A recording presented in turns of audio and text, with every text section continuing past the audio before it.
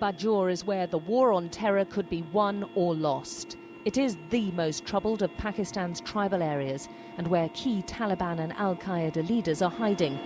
The Pakistani authorities are stung by criticism they aren't doing enough. So a group of journalists are taken on a rare trip there to show the efforts being made.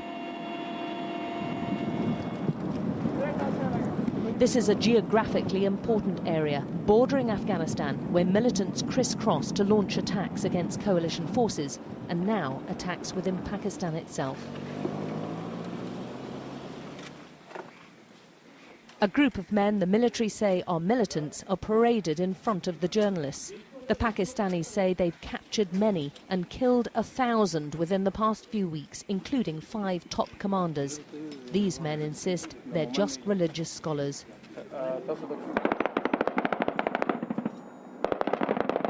The battle here is intense guerrilla warfare, but the enemy is well armed with considerable firepower. This is no ragtag disorganized group, but a tough fighting force.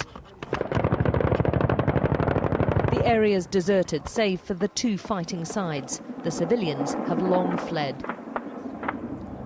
They are pounding Taliban positions just a short distance away. Both sides realise just how critical this battle is. This used to be a Taliban hub. Now it's been taken over by the Pakistani military.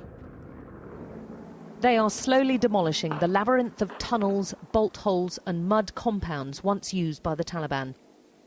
The Pakistani military is in no doubt how critical this battle is for them, but especially for the militants. This is the center of gravity. If they lose it, they lose almost everything. And I think they are in the know of this. They understand this, and they would like to give it their best shot. This is not a straightforward fight. The people here are poor and tribal, but they have arms, lots of them. They want to be on the side of the winners, and in the past 2 weeks, this village, we're told, has turned against the militants to fight alongside the Pakistani army. Could you ask these people what they will do if the Americans keep on attacking Pakistan?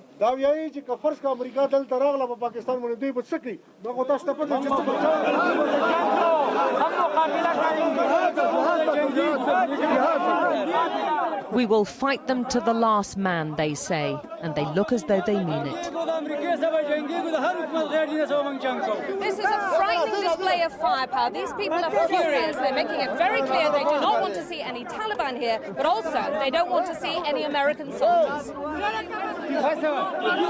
We're ushered away. They don't much like Westerners here, and we're tolerated because of our military escorts.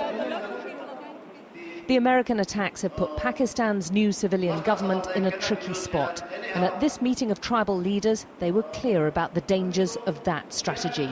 If Americans continue their activities at FATA, these people will become sympathizers of Taliban.